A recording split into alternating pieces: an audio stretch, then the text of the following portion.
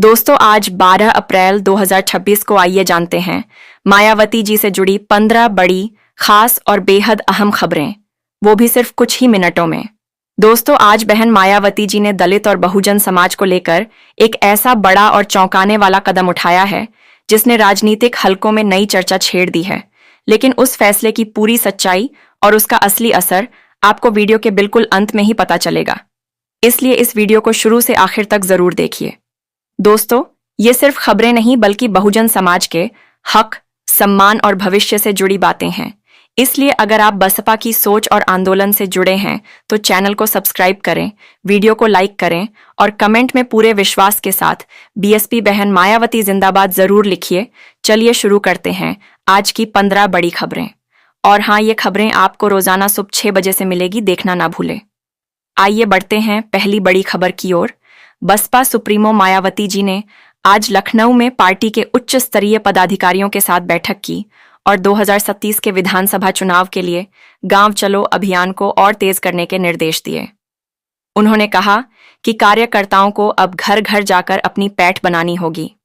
आइए बढ़ते हैं दूसरी बड़ी खबर की ओर। बहन जी ने केंद्र सरकार द्वारा महिला आरक्षण कानून को लागू करने की सुस्त रफ्तार पर तीखी प्रतिक्रिया दी है।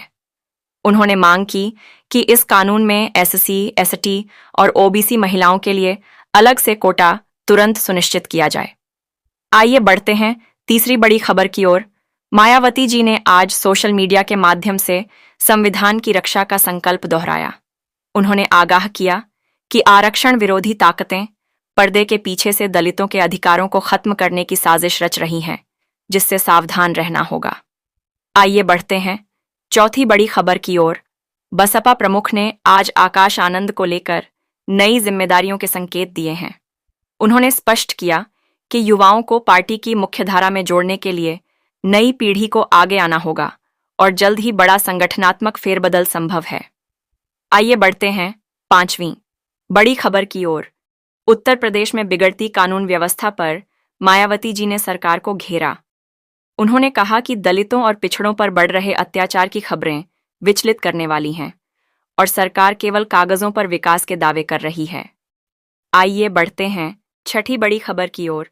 बहन जी ने आज अंबेडकर जयंती 14 अप्रैल की तैयारियों की समीक्षा की।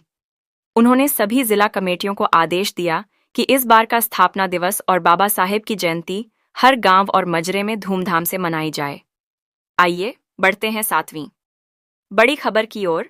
मायावती जी ने पड़ोसी राज्यों में बसपा के बढ़ते जनाधार पर संतोष व्यक्त किया। उन्होंने कहा कि राजस्थान और मध्य प्रदेश में पार्टी का कैडर आधार मजबूत हो रहा है और हम वहां एक निर्णायक शक्ति बनकर उभरेंगे। आइए बढ़ते हैं आठवीं बड़ी खबर की ओर। आज की बैठक में मायावती जी ने स्पष्ट कर दिया कि बसपा आगामी निकाय चुनावों में किसी भी बड़े दल के साथ गठबंधन नहीं करेगी। पार्टी अपने दम पर बहुजन हिताय बहुजन सुखाय के नारे के साथ मैदान में उतरेगी। आइए बढ़ते हैं नौवीं बड़ी खबर की ओर।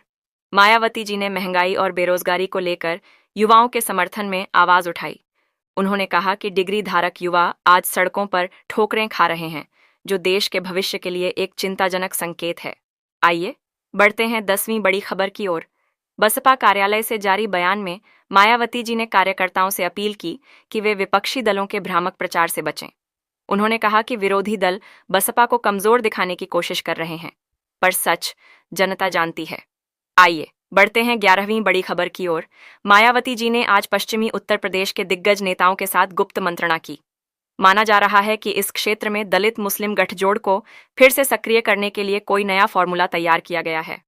आइए बढ़ते हैं 12वीं बड़ी खबर की ओर। बहन जी ने आज शिक्षा के निजीकरण पर कड़ा प्रहार किया। उन्होंने कहा कि महंगी शिक्षा के कारण गरीब तबके के बच्चे पिछड़ रहे हैं और सरकार को सरकारी शिक्षण संस्थानों की हालत सुधारनी चाहिए।